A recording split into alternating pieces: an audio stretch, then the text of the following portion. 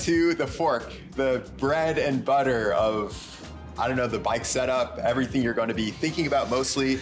The fork is what you're really going to feel with your hands. So I think when I think about adjusting the fork, there's two things. It's kind of the traction that I get in the turns, the way that the bumps feel in my hands, I guess three things, and then also how much am I bottoming out? How much is the bike kind of throwing me forward when there's a big compression and things like that?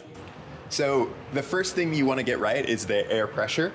So that's going to be, like you were talking about, Bernard, the support. You're not really adjusting air pressure for the traction or like the feel of it. You're trying to say like, okay, I'm coming over this jump or off this drop or through this compression. Is the bike holding me up? Yeah. Pretty much, is it holding me up good under heavy braking off this drop for my weight? So if you weigh different amounts, obviously you need the fork to have different air pressure to hold you up and be where you want it to be when you're going even up the face of a jump, you know? There's a lot of preload that goes in there, so you don't want to be bottoming out in the face of a jump, but you also don't want to not be using any of your travels. So it's a good balance, but once you get your air pressure set, you can kind of move on to your suspension, compression, and rebound clicks after that. Yep. So I think like, to kind of sum up where you're thinking about air pressure is like, get a few parts that on a local trail, like up a face of a jump, through a compression, and those are where you want to be focusing on. After you go on your manufacturer's website, get your sag, get your pressure for your weight, that's your range, and then pick those couple of spots, that compression, that jump face, that drop, then that's where you're adjusting your air pressure, and then moving on to compression and rebound. Yeah, compression space that you got high speed and low speed. It's kind of the feel when you've got like big bumps and big slow impacts and loads of little jittery ones, I guess, but honestly, it's personal preference a lot and the trails you ride. For that, like you say, we're still testing to this day. Every World Cup guy is, every enduro person is. So that's just the same run on the same trail over and over. And you can get a good base setting. Your manufacturer's gonna have a kind of range where you could be, and then you're gonna adjust in and out your high and low speed and find that. But the one like Eliot says you're gonna use more is your rebound. There's more personal preference in that. The more you have your rebound wound off and the further out it is, the quicker your fork is gonna come back out after it's compressed. So you don't want it too quick, but you also don't want it too slow. If you wind that rebound all the way on and all the way in, it's gonna come out so slow and just pack up and load of bumps. So it really is finding your personal preference on that one a lot, and also what works good for the trails where you ride. Yeah, it's so true. I think like when I was first starting off, I always was like, oh, I want my rebound super slow, it's gonna be sick or whatever, but the way that you can kind of tell your rebound is too slow is if there's a long, rough section, rocky section, at the end, you'll come into it, it'll feel nice. You'll get to kind of the end and you'll be all over the place because what's happening is it's getting lower and lower and lower. And then if your rebound is too fast, it'll feel super jittery, kind of like we were talking about with the tire pressure, right? Yeah. It's kind of like almost thinking about that same thing. If the tire is super stiff, it's just gonna like ping off things. Yeah. And if the fork is too stiff, it's gonna ping off things. Almost like a pogo stick when you're a kid, you know how quick it really just rebounds out over and over. If your rebound's too fast, it's gonna feel like a pogo stick or your fork's blown. Yeah, that's definitely true. And then for the rear, I feel like, what is it kind of the same thing? Like setting the pressure, kind of what are you thinking about when you're adjusting the rebound in the rear versus the front? Same kind of thing. Sag's a lot easier to set in the rear. Go to your manufacturer. They'll show you how to stand on it, weight it, and just get that super dialed in out the gate for your weight. So that's kind of easier to set up in the rear. And then compression rebound, again, kind of similar, but your rebound's almost more safety important here. If your rebound's too quick here and you hit some rocks, some kickers, some jumps, you're just gonna get thrown over the bars. So the last thing you want here is your rebound too fast in the rear. It's definitely something to think about and have more of a middle ground. Again, personal preference, but if you set it too fast, you're gonna hit that lip and you're going over the bars. Yeah, it's so true. Like I've heard a lot of people being like, oh, I want more rebound so I can get more pop. And it's like, well, getting the right speed for the jump, which is something we'll talk about later in the course, is more important than trying to set your bike up specifically to like get more airtime or something like exactly. that.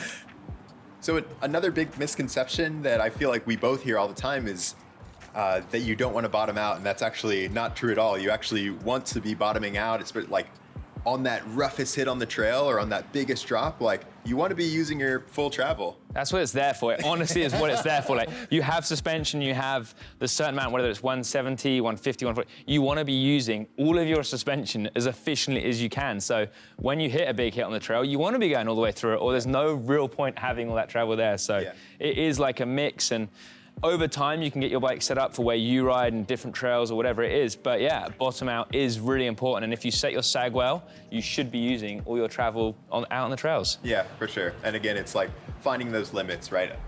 Do some exploration, mess with your compression, go stiffer, see what that feels like, and then go faster on the rebound, slower on the rebound. That way you can get a feeling of your bike, right? Because what we're really trying to do here is figure out what you like, and the only way you're going to be able to do that and develop that personal preference is by exploring.